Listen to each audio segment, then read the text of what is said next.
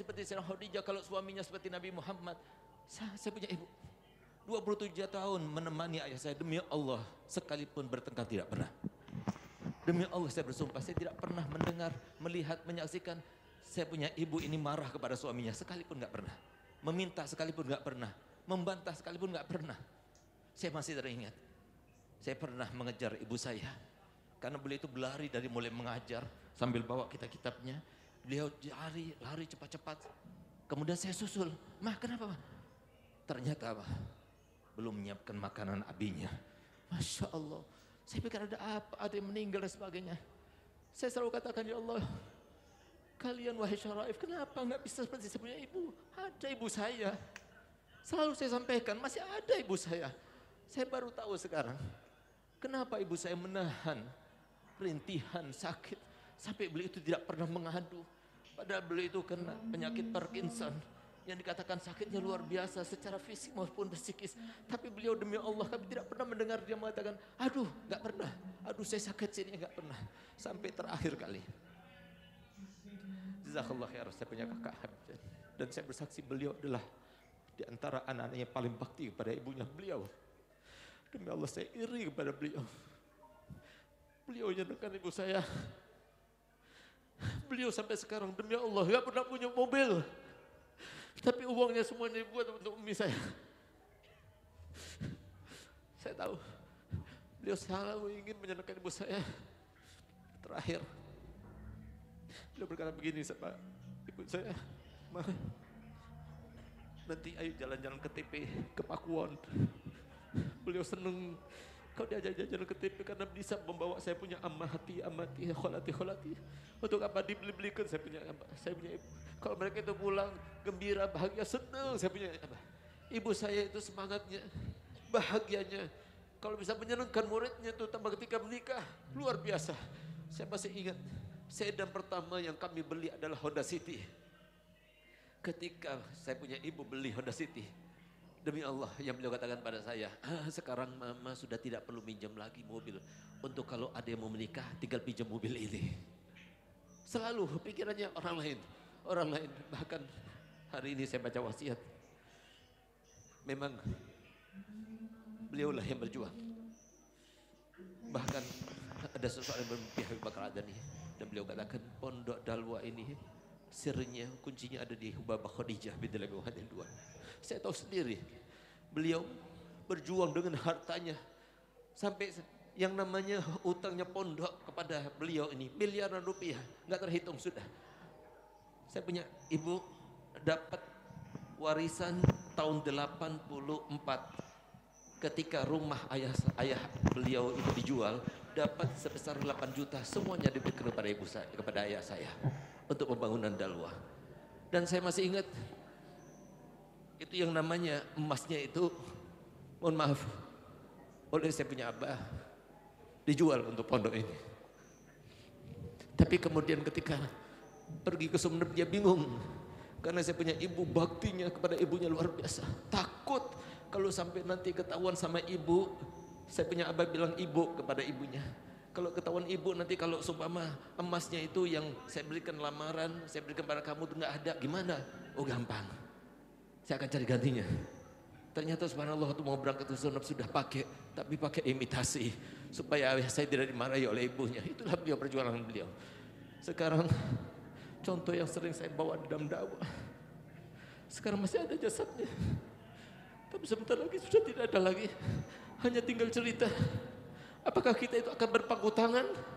Umat nantinya tidak akan ada yang semacam ini lagi. Bukankah tuntutan Nabi untuk kita mempunyai Khadijah yang banyak seperti beliau? Saya punya anak-anak seperti Abu Habib Zaid yang punya tawakal lebih daripada tawakalnya saya punya abah. Semangatnya di dalam berjuang, dalam berdakwah, di dalam membantu orang lain. Habib Ali di dalam istiqomahnya mengajar. Begitu pula saudara-saudara saya semua yang luar biasa semuanya.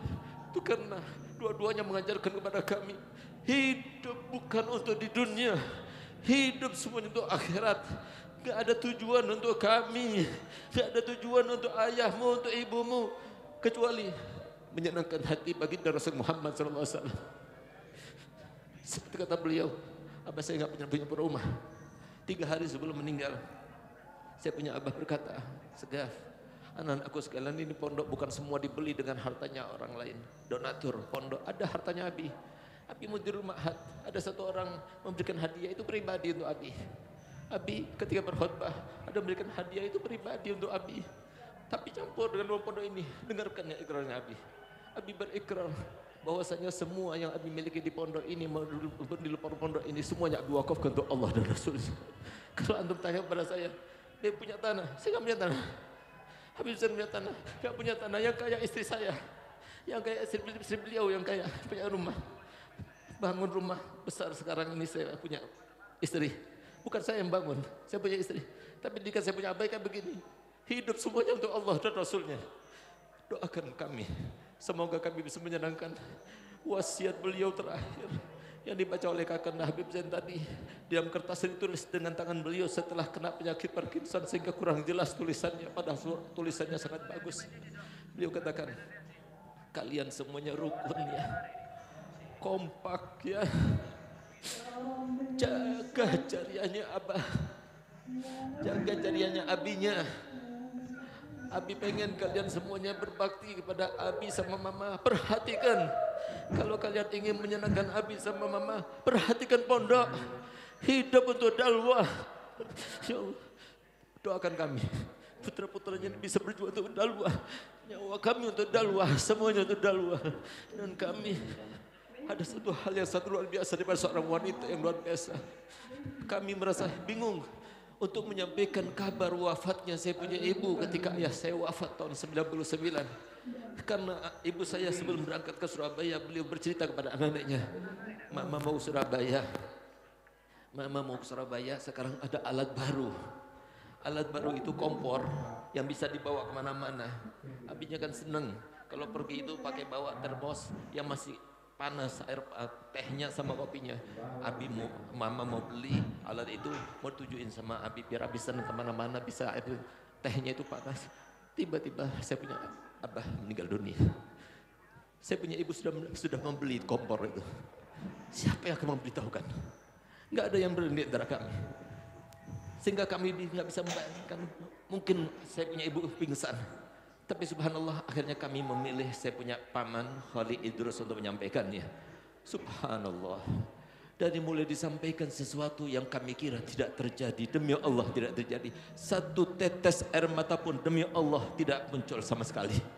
Sampai beliau melihat jasa saya nggak pernah menetes satu tetesan pun. Sampai menginap tidak tetes satu tetesan pun. Sampai dimandikan tidak tetes satu tetesan pun. Sampai kami dikumpulkan anak-anaknya, ayo Mama ingin kalian bersumpah semuanya di depan jasad ayahmu. Kalian semuanya harus rukun. Kalian harus semuanya kompak untuk membantu supaya cita-citanya Abi Dalwa ini menjadi sesuatu yang membahagiakan dan membanggakan Nabi Muhammad. Kalian harus teruskan. Kami bersumpah. Dan Habib Ali masih itu asal dari Madinah. Maka waktu itu kami juga telepon mendengar dan kami semua bersumpah di depannya. Baru setelah jenazah abah saya dikeluarkan dari kamarnya, baru ditutup pintunya. Dan satu hari satu malam kami tidak berjumpa dengan ibu saya. Dan kami dengarkan di pintu ternyata ibu saya menangis jadi-jadinya. Satu hari satu malam ditahan air matanya supaya semangat jihad di dalam anak-anaknya tidak pudar.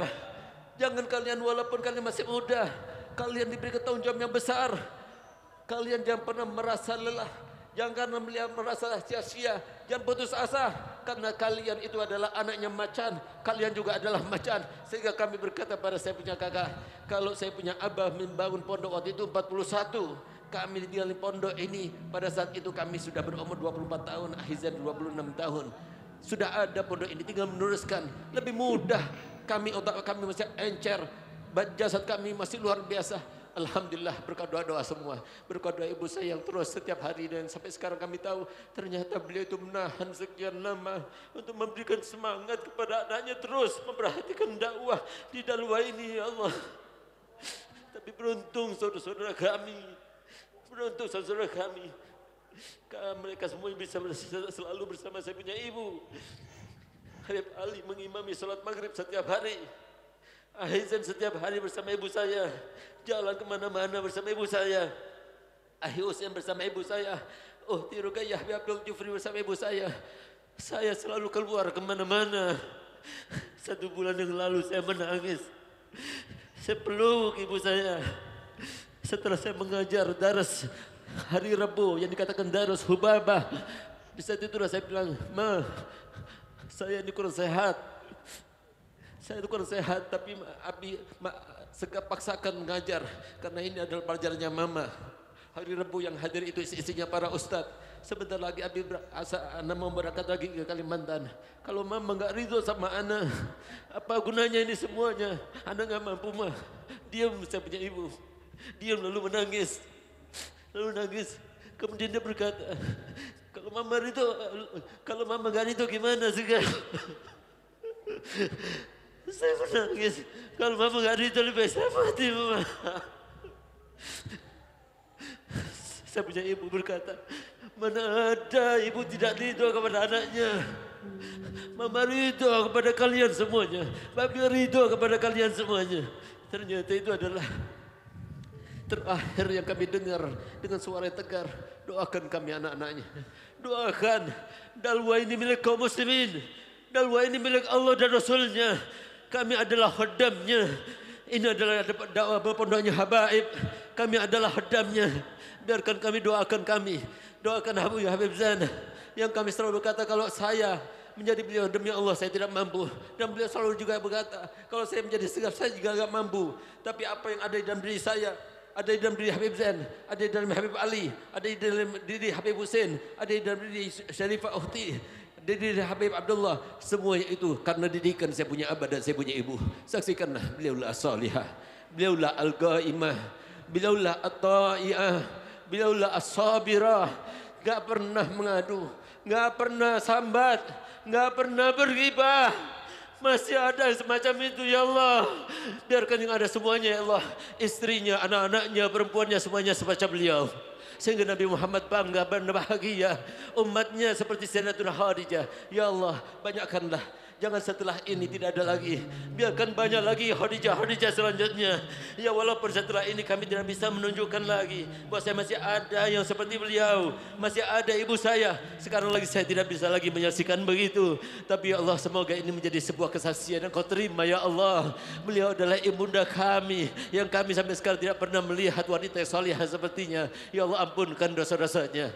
Ampunkan dosa-dosanya. Kami masih ingat ya Allah. Ketika Nabi Muhammad bersabda, setiap ibu meninggal dunia ada seruan di atas sana didengar oleh semua makhluknya kecuali manusia sebagai ujian kepada mereka semuanya. Telah meninggal ibumu yang karenanya aku mudahkan kau mendapatkan rezekimu. Telah meninggal ibumu yang karenanya engkau telah aku mudahkan kau telah mendapatkan pahala yang banyak dariku. Telah meninggal ibumu yang karenanya aku mudahkan kau menghapuskan dosa-dosamu. Telah meninggal ibumu yang karenanya aku mudahkan kau menapaki derajat tinggi di sisiku. Sungguh dia telah meninggal ya Allah. Sungguh dia telah meninggal ya Allah. Jadikanlah kesaksian kami hari ini dan kesaksian semuanya. Tolong saksikan pada ibu saya. Apakah ibu saya orang baik? Apakah ibu saya seorang baik? Kerabat-kerabat ibu saya mau tanya, apakah beliau kerabat yang baik? Saya bersaksi ya Allah, beliau adalah ibu yang baik, ustazah yang baik, seorang saudari perempuan yang baik. Ya Allah semoga beliau termasuk dikatakan Nabi Muhammad, wajabatlah hal jannah, wajabatlah hal jannah, wajabatlah hal jannah, la tahrimna ajraha, wa la taftinna ba'daha, wa fir lana wa laha wa li jamil muslimin. Dan kami atas nama keluarga besar daripada Hubabah Mukarramah mengucapkan banyak-banyak terima kasih. Sekali lagi kami ucapkan kedatangan antum semuanya menguatkan hati kami. Ini adalah musibah yang terbesar. Tapi demi Allah, kedatangan antum menguatkan hati kami sehingga kami bisa tertawa, bergembira, bahagia sekarang ini karena orang soleh datang semuanya ke tempat ini. Jazakallah khair. Kami tidak bisa membalas kecuali mendoakan antum semuanya. Semoga antum semuanya kabul hajatnya, diampunkan dosa-dosanya, diberikan untuk istri-istri yang soleh sepertinya, anak-anak yang soleh dan keturunan soleh sepertinya. Kami tidak bisa membalas apa-apa. Dan kami atas nama anak-anak daripada Al-Mukarramah, jika ada kesalahan, beliau seorang manusia biasa, pasti tidak luput daripada dosa. Saya mohon maaf kalau ada salah kepada Habib Sodik. Habib Hamzah, kepada kerabat semuanya, kepada ponakan-ponakannya, kepada semua murid-muridnya, kepada santri-santriwaninya, kepada para alumni Dalwah. Kalau seumpama ada salah kami mengemis, mohon maafkan ibu saya. Biarkan beliau itu bertemu dengan suaminya. Beliau akan bertemu dengan Nabi Muhammad dalam keadaan ada tanggungan lagi. Kalau ada tanggung jawab yang harus kami lunasi, sampaikan kepada kami. Kami siap berapapun untuk melunasinya. Dan kami umumkan bahwasanya insyaallah malam ini tadi sudah kita baca tahlil dan insyaallah 7 malam kita akan membacanya, dan semoga doakan terus kami, semoga kami bisa melaksanakan semua wasiat-wasiatnya, dan sekali lagi kami ucapkan banyak-banyak terima kasih. Assalamualaikum warahmatullahi wabarakatuh. Kami minta doa yang pertama dari Habib Abu Bakar bin Ali As-Sakaf, yang kedua dari Ustaz Ihya Ulumuddin, yang ketiga dari Habib